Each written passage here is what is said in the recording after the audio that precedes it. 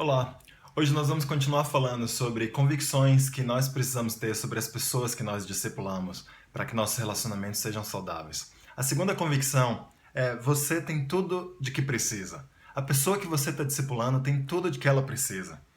Sabe, nós temos o Espírito Santo, nós discípulos temos o Espírito Santo habitando dentro de nós.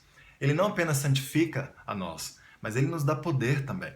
Em Jeremias 31, nos versículos 31 a 34, a Bíblia diz o seguinte: Estão chegando os dias, declara o Senhor, quando farei uma nova aliança com a comunidade de Israel e com a comunidade de Judá. Não será como a aliança que fiz com seus antepassados, quando os tomei pela mão para tirá-los do Egito, porque quebraram a minha aliança, apesar de eu ser o Senhor deles, diz o Senhor. Esta é a aliança que farei com a comunidade de Israel depois daqueles dias, declara o Senhor. Porei a minha lei no íntimo deles e a escreverei nos seus corações. Serei o Deus deles, e eles serão o meu povo. Ninguém mais ensinará ao seu próximo, nem a seu irmão, dizendo: Conheça o Senhor, porque todos eles me conhecerão, desde o menor até o maior, diz o Senhor. Porque eu lhes perdoarei a maldade, e não me lembrarei mais dos seus pecados. A diferença entre a velha aliança e a nova aliança não é só Jesus, mas o que Jesus nos dá também. E não apenas o perdão do pecado que ele nos dá. Existiam maneiras de ter seus pecados perdoados no Velho Testamento. A grande diferença entre a velha e a nova aliança, além de Jesus, é o fato de o Espírito Santo habitar dentro de nós. Ele nos guia, ele nos dá poder para obedecer aquilo que Deus pede de nós. Sem dúvida, a gente precisa ensinar uns aos outros. Isso é um mandamento do Novo Testamento, e não é isso que essa escritura está nos dizendo. O que ela está nos dizendo é que para nós chegarmos a algum lugar, nós temos mais do que uma lista de passo a passo para seguir. Agora a gente tem o Espírito Santo dentro de nós. É como uma espécie de bússola que atua dentro de nós, nos mostrando o caminho, nos guiando para o caminho certo. 1 João, capítulo 2, versículo 20, fala assim: Mas vocês têm uma unção que procede do Santo, e todos vocês têm conhecimento. 1 João, capítulo 2, versículo 27, também diz: Quanto a vocês, a unção que receberam dele permanece em vocês, e não precisam que alguém os ensine, mas como a unção dele recebida, que é verdadeira e não falsa, os ensina acerca de todas as coisas, permaneçam nele como ele os ensinou. Isso daqui é a versão do Novo Testamento, daquela passagem de Jeremias. Esses versículos estão dizendo que o Espírito Santo que habita em nós, ele nos ensina, ele tem uma conexão direta com o nosso espírito. E ele está empenhado em nos ensinar, em nos mostrar o caminho de Deus. Romanos 8, versículo 26. Da mesma forma, o Espírito nos ajuda em nossa fraqueza, pois não sabemos como orar, mas o próprio Espírito intercede por nós com gemidos inexprimíveis.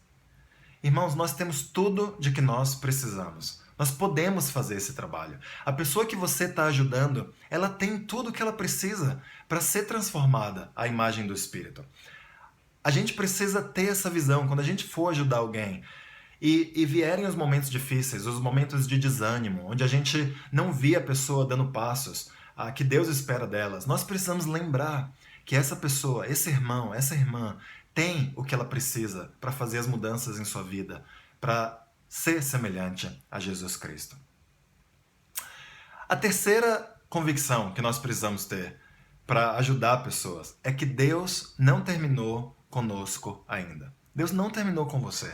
Deus não terminou com a pessoa que você está buscando ajudar. Deus ainda tem um trabalho a completar na nossa vida, na vida dela.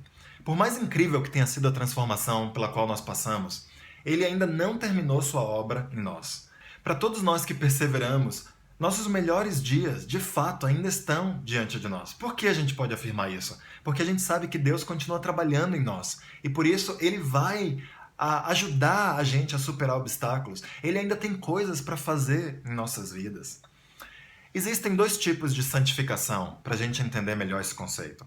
A primeira dessas santificações é a santificação progressiva, que acontece aqui, nessa vida, durante a vida cristã.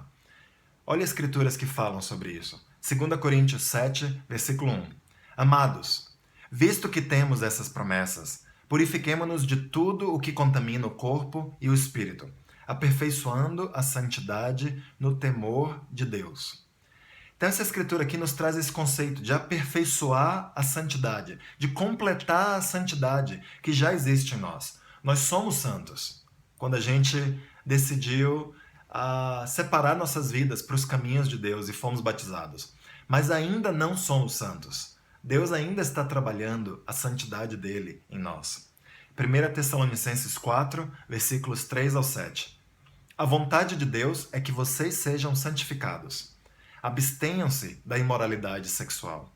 Cada um saiba controlar o seu próprio corpo de maneira santa e honrosa, não dominado pela paixão de desejos desenfreados, como os pagãos que desconhecem a Deus. Neste assunto, ninguém prejudique seu irmão, nem dele se aproveite. O Senhor castigará todas essas práticas, como já lhes dissemos e asseguramos, porque Deus não nos chamou para a impureza, mas para a santidade. Então aqui, a vontade de Deus é que vocês sejam santificados. Então nós fomos santificados, mas ainda não terminou. Deus ainda espera que nós continuemos sendo santificados. É um processo que acontece na vida do discípulo. E isso daqui deve guiar nossos relacionamentos de discipulado. Sabermos que nós estamos na direção de sermos completados, que nós estamos rumo à perfeição, que nós estamos chegando à maturidade, que nós estamos caminhando a um lugar especial. É algo importante saber que nós estamos no rumo certo, mas também é algo importante lembrar que a gente ainda não chegou lá e que a gente vai precisar estar nesse processo até o fim da vida. 1 Tessalonicenses 5, versículo 23. Que o próprio Deus da paz os santifique inteiramente, que todo o espírito, a alma e o corpo de vocês sejam preservados irrepreensíveis na vinda do nosso Senhor Jesus Cristo. Então aqui, de novo, esse conceito, que o próprio Deus da paz os santifique inteiramente. Ou seja, fomos santificados, mas ainda existe uma santificação inteira que nós precisamos experimentar. Hebreus 2, versículo 11. Ora, tanto o que santifica quanto os que são santificados provém de um só. Por isso, Jesus não se envergonha de chamá-los irmãos. 2 Coríntios 3, versículo 18.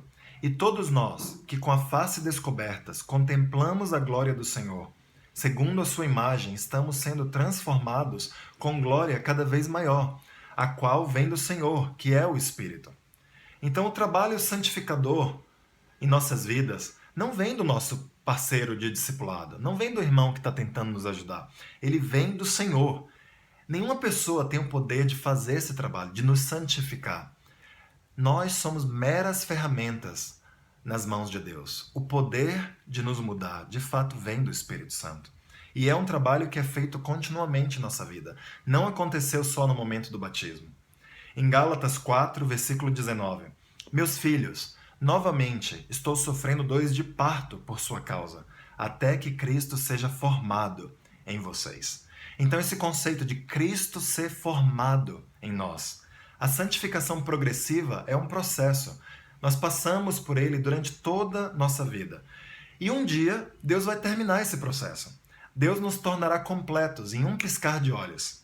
Efésios 5, 26 e 27 fala isso. Paulo está dizendo, para santificá-la, a igreja, tendo-a purificado pelo lavar da água mediante a palavra, e para apresentá-la a si mesmo como igreja gloriosa, sem mancha, nem ruga ou coisa semelhante, mas santa e inculpável. Vai existir um dia onde a igreja vai ser apresentada para Deus de forma santa, inculpável, onde não vamos ter mais falhas, vamos estar perfeitos, vamos estar completos. O trabalho de Deus em nossas vidas vai ter terminado. Colossenses 1, versículo 22. Mas agora ele os reconciliou pelo corpo físico de Cristo, mediante a morte, para apresentá-los diante dele santos, inculpáveis e livres de qualquer acusação. É assim que nós vamos chegar na presença de Deus. Deus vai nos santificar progressivamente nessa vida, mas em algum momento esse trabalho vai ser terminado e nós vamos chegar na completude do que Deus sonhou para nós. Em 1 Tessalonicenses 3, versículo 13, que ele fortaleça o coração de vocês para serem irrepreensíveis em santidade diante de nosso Deus e Pai, na vinda de nosso Senhor Jesus, com todos os seus santos. Então vamos lembrar, Deus não terminou a sua obra em nós ainda.